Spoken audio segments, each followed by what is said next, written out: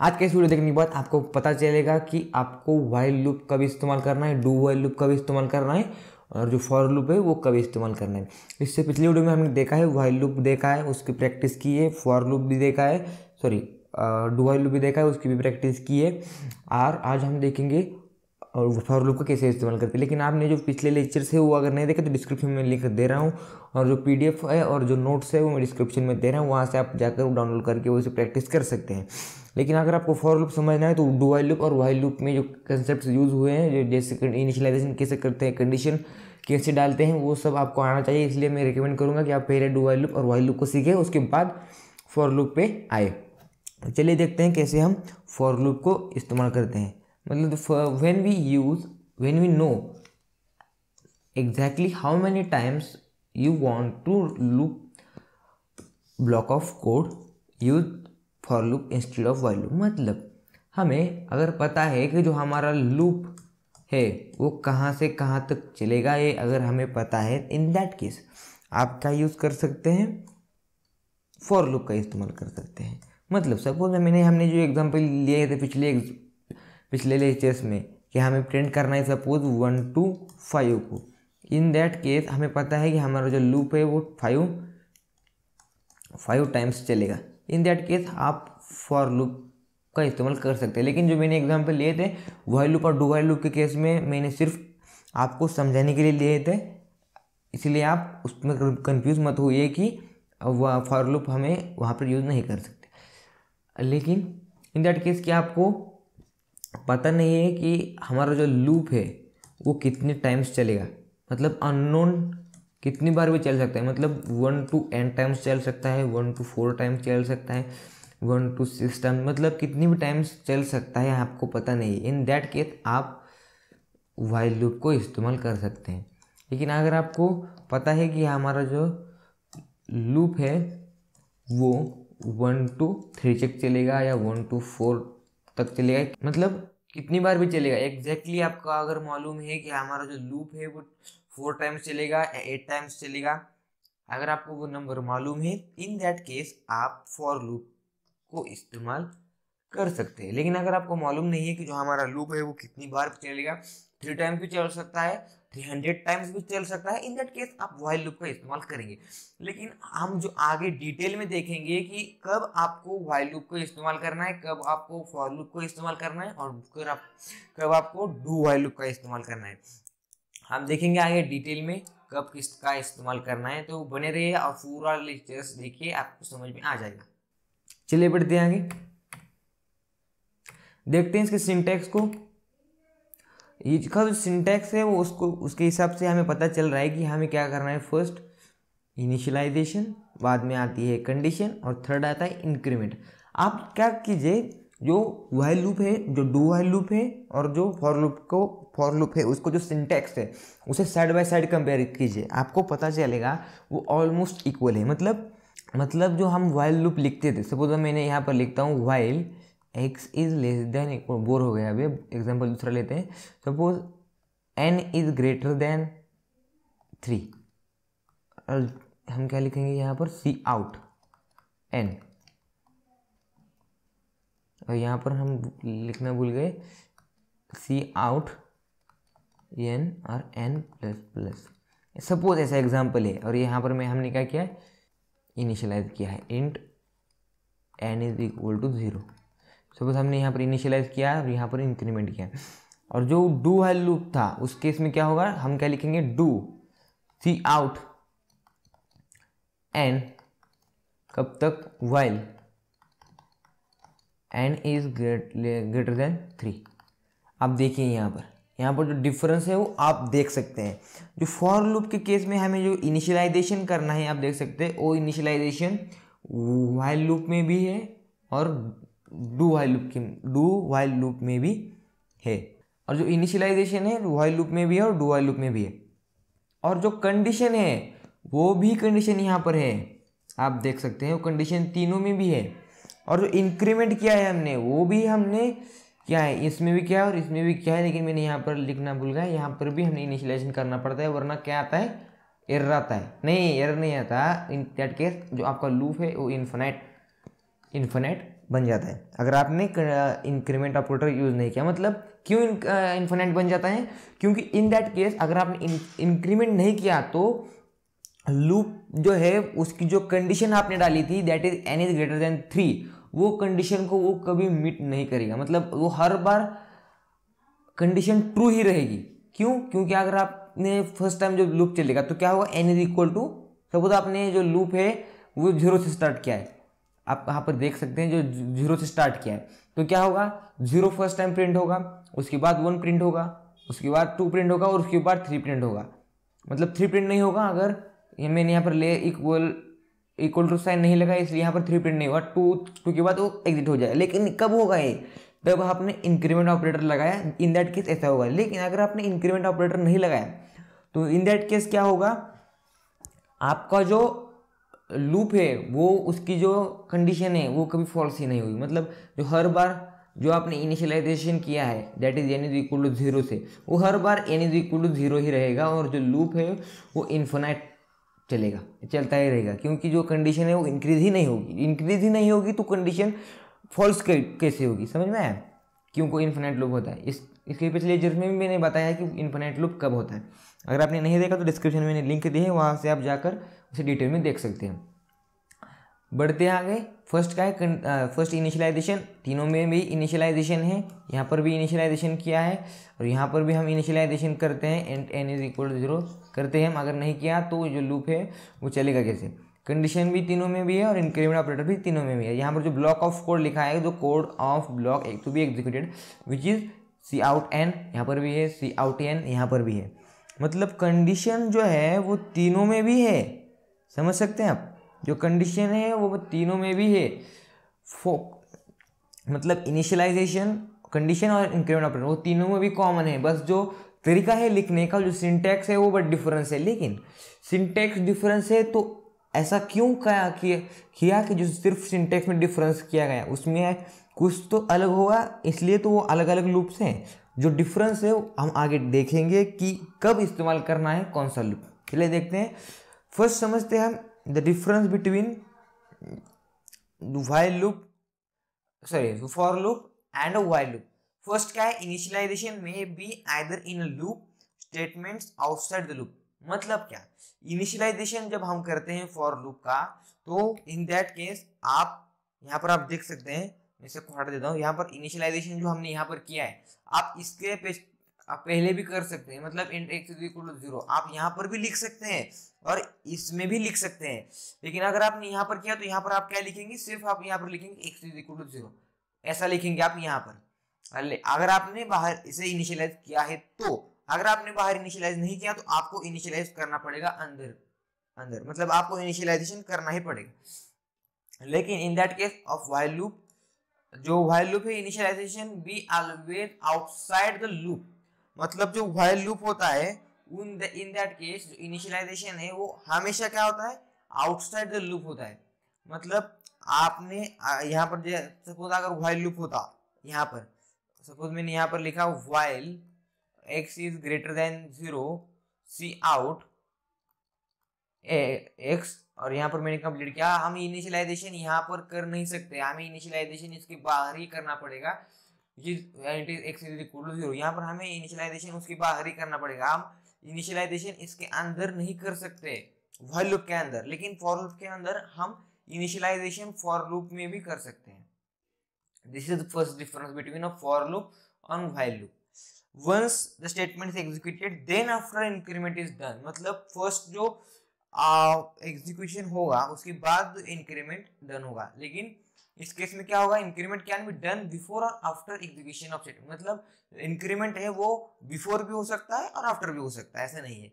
It is a normal used when the number of iterators is known. It is normally used when the number of iterator is unknown. मैंने first time ये difference बताया था कि अगर आप कि जो आइटरेटर्स है, मतलब आइटरेटर्स मतलब क्या, सपोज आपको पता है कि जो हमारा लूप है वो suppose x is equal to 0 to x is equal to 3 तक चलेगा।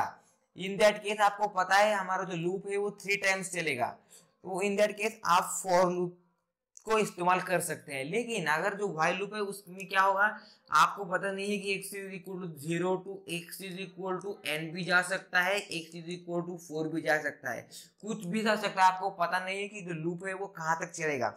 इन दैट केस आप व्हाइल लूप का इस्तेमाल कर सकते हैं, मतलब आपको व्हाइल लूप का ही इस्तेमाल करना है। लेकिन इन केस कि आपको पता नहीं है कि आपका जो लूप है वो कहाँ से कहाँ तक चलेगा, मतलब 0 टू n भी चल सकता है, 0 टू 4 भी चल सकता है। इन दैट केस आप व्हाइल लूप का इस्तेमाल कीजिए। अगर आपको पता है कि हमारा जो लूप है वो कहाँ से कहाँ तक चलेगा तो आप फॉर लूप का इस्तेमाल कीजिए। This is very big difference and this is very important difference between a for loop and while loop. चलिए आगे बढ़ते हैं, समझते हैं difference between a for loop और डू व्हाइल लूप।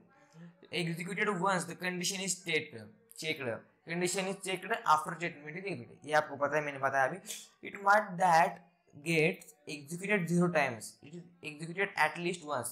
रुकिए, अब यहाँ पर इंपॉर्टेंट बात है, it might be that statements get executed 0 times, मतलब जो फॉर लूप है वो as like a while loop भी, मतलब as like a while loop है। क्यों? क्योंकि जो व्हाइल लूप है उस केस में भी ऐसा हो सकता है कि कंडीशन, मतलब जो लूप है वो एक बार भी ना चले। लेकिन जो डू व्हाइल लूप है उसमें क्या होगा, मतलब एट लीस्ट 1 टाइम लूप चलेगा ही चलेगा। In case of do while loop अगर कंडीशन फॉल्स है तो भी एक टाइम चलेगा, अगर कंडीशन ट्रू है तब तक, जब तक कंडीशन फॉल्स है तब तक डू व्हाइल लूप चलेगा। लेकिन एक बार तो डू व्हाइल लूप चलेगा ही चलेगा। लेकिन in the case of for loop अगर कंडीशन फॉल्स है तो ऐसा भी हो सकता है कि जो लूप है वो एक बार भी ना चले, फॉर लूप के केस में और व्हाइल लूप के केस में। आप क्या कीजिए, इन जो मैं बता रहा हूँ डिफरेंस वो नोट करके लिख लीजिए, ताकि जो आपको बाद में डिफरेंस समझने में आसानी हो। या मैं नोट्स में दिया है मैंने, अगर आप नोट्स डाउनलोड करके रखते हैं तो आपको लिखने की जरूरत नहीं, तो आप जरूर से नोट्स डाउनलोड कीजिए। और जो प्रैक्टिस सेट है वो मैं लिंक दे रहा हूँ वहाँ डिस्क्रिप्शन में, आप वहाँ से भी जाकर उसे देख सकते हैं। चलिए बढ़ते हैं आगे। For single statement bracket is not required और compulsory, brackets are always compulsory, मतलब ब्रैकेट्स ऑलवेज कंपलसरी, मतलब जो डू व्हाइल लूप है उस केस में क्या होते हैं, ब्रैकेट्स ऑलवेज रिक्वायर्ड होते हैं। लेकिन जो फॉर लूप है उस केस में ब्रैकेट्स रिक्वायर्ड नहीं होते, जैसा कि आप देख सकते हैं। Single statement brackets are not compulsory, compulsory brackets नहीं होते फॉर लूप के केस में। लेकिन जो डू व्हाइल लूप है उसमें कंपलसरी होते हैं, ऑलवेज कंपलसरी ब्रैकेट्स होते हैं वो। चलिए देखते हैं how to know the important question. Important जो बात है वो आप शुरू हुई है लेक्चर की, important how to know when we use while loop, for loop और डू व्हाइल लूप। मैंने इसका जो आंसर है वो अभी तक के जो वीडियो आपने देखा उसमें ही दिया है। मतलब अगर आपने ध्यान दिया होगा तो आपको पता चलेगा होगा, लेकिन अगर आपने ध्यान नहीं दिया तो आप मैं बताता हूँ कब आपको व्हाइल लूप का इस्तेमाल करना है, कब आपको फॉर लूप का इस्तेमाल करना है और कब आपको डू व्हाइल लूप का इस्तेमाल करना है। देखिए, आपको अगर प्रिंट करना है x इज इक्वल टू 0, फिर हम अलग एग्जांपल लेके देखते हैं इसे। आपको क्या करना है, हेलो आपको प्रिंट करना है। आपको क्या करना है, हेलो प्रिंट करना है। कितनी बार करना है, मतलब अगर जो हेलो है वो आपको कितनी बार प्रिंट करना है, वो आपको सपोज 4 टाइम्स प्रिंट करना है। इस केस में क्या है, आपको पता है आपको 4 टाइम्स प्रिंट करना है, मतलब जो लूप है वो कितनी बार चलेगा, 4 टाइम्स लूप चलेगा। समझ में आ रहा है? इस केस में आप क्या कर सकते हैं, फॉर लूप का इस्तेमाल कर सकते हैं। इस केस में आप क्या कर सकते हैं, फॉर लूप का इस्तेमाल कर सकते हैं। लेकिन अगर ऐसा होता कि अगर आपको पता होता कि आपको जो हेलो है वो कितनी बार प्रिंट करना है आपको पता नहीं, मतलब आप सपोज यूजर से इनपुट ले रहे हैं तो यूजर कितनी बार इनपुट करेगा वो आपको पता नहीं है। और ऐसा भी कंडीशंस आती है कि आपको पता नहीं होता कि आपको जो लूप है वो कितनी बार चलेगा, अननोन टाइम्स तो लूप चल सकता है। उस केस में आप क्या करेंगे, व्हाइल लूप का भी आप इस्तेमाल कर सकते हैं और डू व्हाइल लूप का भी इस्तेमाल कर सकते हैं। लेकिन यहाँ पर जो प्रॉब्लम है वो आप स्टार्ट हो गई, आपको पता कैसे चलेगा कि आप डू व्हाइल लूप को इस्तेमाल करना है या व्हाइल लूप का इस्तेमाल करना है। इन दोनों के डिफरेंस में आपको पता चल गया कि आपको फॉर लूप इस्तेमाल करना है या व्हाइल लूप इस्तेमाल करना है या डू व्हाइल लूप इस्तेमाल करना है। मतलब फॉर लूप इस्तेमाल करना है, ये इस्तेमाल करना है, ये इस्तेमाल करना है, ये आपको पता चलेगा कब, जब आप डिफरेंस पहचान पाएंगे कि आपको फॉर लूप इस्तेमाल करना है। आप क्या कीजिए, फॉर लूप एक सेक्शन और व्हाइल लूप और डू व्हाइल लूप अलग सेक्शन, इन दो सेक्शन में से आपको अगर पता चला कि आपको सिर्फ व्हाइल लूप का इस्तेमाल करना है तो आप क्या करेंगे, आप यहाँ पर क्या कीजिए, यहाँ पर आप बनाइए लूप्स, उस लूप्स में क्या बनाइए, first is for loop, second is while loop, और इस व्हाइल लूप में भी डू व्हाइल लूप और नॉर्मल व्हाइल लूप, ऐसा आप सेक्शंस कीजिए। फर्स्ट आपको जिस फर्स्ट स्टेप है कि आपको फॉर लूप इस्तेमाल करना है या व्हाइल लूप इस्तेमाल करना है, ये फर्स्ट क्लियर कीजिए। जैसे आपको क्लियर होता है कि आपको फॉर लूप इस्तेमाल करना है या व्हाइल लूप इस्तेमाल करना है, इन दैट केस आप डू व्हाइल लूप का इस्तेमाल करना है या नॉर्मल व्हाइल लूप का इस्तेमाल करना है, वो आप आसानी से डिटेक्ट कर पाएंगे। लेकिन आपको यही क्लियर नहीं है कि आपको व्हाइल लूप इस्तेमाल करना है या फॉर लूप इस्तेमाल करना है, तब आप कौन सा लूप इस्तेमाल करना है ये पता नहीं चलेगा आपको। अगर आप यहाँ पर हमने क्या किया कि डिटेक्ट कर लिया है कि हमें व्हाइल लूप को इस्तेमाल करना है। आप difference between normal and do while loop, अगर आपको मैं एक ही सेंटेंस में बता देता हूँ, अगर आपको आपका जो लूप है वो एक बार तो चले ऐसा चाहिए, मतलब आपका जो प्रोग्राम है उसकी कंडीशन के हिसाब से आपका जो लूप है वो एक बार तो चले ऐसा आपको लगता है, तो आप डू व्हाइल लूप का इस्तेमाल कर सकते हैं। लेकिन आपके प्रोग्राम में ऐसा है कि आपको कंपलसरी नहीं है कि आपका जो लूप है वो एक बार भी चले, ऐसा नहीं है, जो मतलब जो कंडीशन है वो ऐसी नहीं है कि आपका जो लूप है वो एक बार भी चलना चाहिए। इन दैट केस आप व्हाइल लूप का इस्तेमाल कर सकते हैं। लेकिन आप ये अगर कंडीशन ही है कि आपका जो लूप है वो एक बार तो चलना ही चाहिए, तो इन दैट केस आप डू व्हाइल लूप का इस्तेमाल कर सकते हैं। आई होप आपको क्लियर हो गया होगा कि आपको कब कौन सा लूप इस्तेमाल करना है। अगर अभी भी क्लियर नहीं हुआ तो मेरे नोट्स पढ़ लीजिए, आपको क्लियर हो जाएगा। और मुझे कमेंट में बताएं अगर आपको नहीं क्लियर हुई तो मैं एक और लेक्चर में डिफरेंस बताऊंगा कि आपको कौन सा लूप कब इस्तेमाल करना है। चलिए बढ़ते हैं आगे। Print the numbers from 1 to 5 using a for loop. हमने इससे पहले भी एग्जाम्पल किए हैं, मैं इसके लिए सेम एग्जाम्पल क्यों ले रहा हूँ ताकि आप डिफरेंस पहचान कर उसे मतलब आसानी से समझ पाए। चलिए बढ़ते हैं आगे और देखते हैं। फर्स्ट हमने क्या लिखना है, इन आई इज इक्वल टू 0। यहाँ पर मैंने जो इनिशियलाइजेशन है वो लूप के बाहर किया। मैं बताता हूँ अभी कि इससे आप इसे इनिशियलाइजेशन बाहर भी कर सकते हैं और अंदर भी कर सकते हैं। मैं यहाँ में क्या लिखना है, 5 तक प्रिंट करना है, तो आई इज लेस देन और इक्वल टू 5 और आई प्लस प्लस, और हमें क्या लिखना है यहाँ पर, C out I is equal to 0, C out I. यहाँ पर आप देख सकते हैं, लेकिन मैंने यहाँ पर इसे कहते हैं इनिशियलाइजेशन। अगर आपने नहीं देखे तो मैं बता देता हूँ एक और बार, इसे कहते हैं इनिशियलाइजेशन। फर्स्ट टाइम मतलब लूप के बाहर इनिशियलाइज किया है मैंने इसे। अगर मैंने इसके अंदर किया होता तो क्या होता, कुछ भी नहीं होता, ऐसा होता। यहाँ पर आप देख सकते हैं मैंने क्या किया, इनिशियलाइजेशन लूप के अंदर कर दिया। लेकिन अभी क्या किया मैंने, लूप के बाहर इनिशियलाइजेशन कर दिया। आई होप आपको पता चल गया हो कि बाहर कैसे इनिशियलाइजेशन करते हैं और अंदर कैसे इनिशियलाइजेशन करते हैं। लेकिन जो व्हाइल लूप है उस केस में आप ऐसा नहीं कर सकते, आपको कंपलसरी जो लूप है उसके बाहर ही इनिशियलाइजेशन करना पड़ेगा। चलिए रन करके देखते हैं। यहाँ पर आप देख सकते हैं 0 to 5 प्रिंट हो चुका है। लेकिन अगर मुझे सिर्फ 1 to 5 चाहिए तो मैं यहाँ पर इनिशियलाइजेशन 1 से करूंगा और रन करके देखूंगा। यहाँ पर आप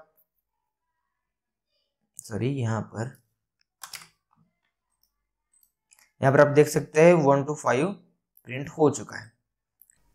लेकिन अगर जो अगला क्वेश्चन, चलिए बढ़ते हैं अगले क्वेश्चन पर। आई होप आपको समझ में आ रहा होगा ये। Print the number from 10 to 20। आपको क्या करना है, आप 10 to 20 को प्रिंट, मतलब 10 से लेकर 20 तक नंबर जो है प्रिंट करना है। आप क्या करना है, फर्स्ट इनिशियलाइजेशन इंट आई।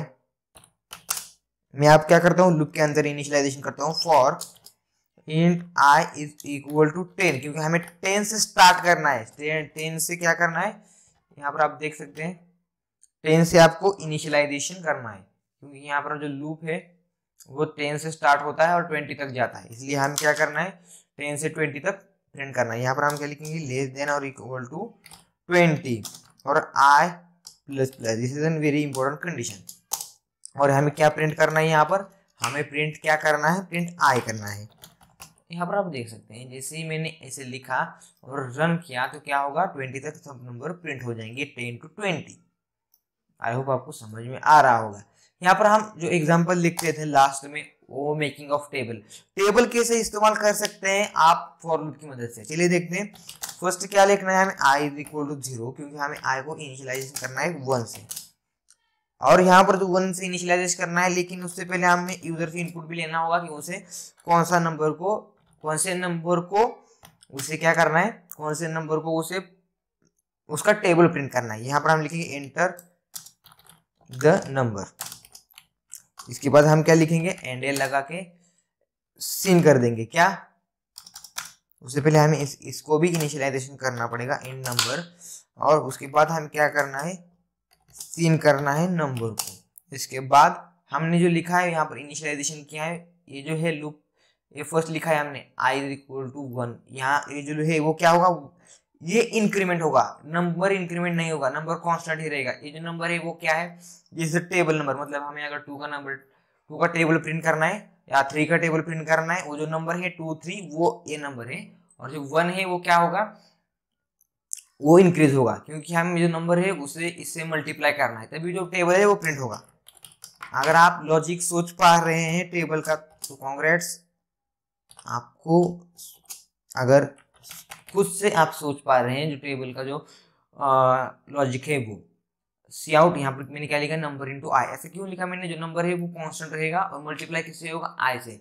आई क्या होगा, हर बार इंक्रीज होगा।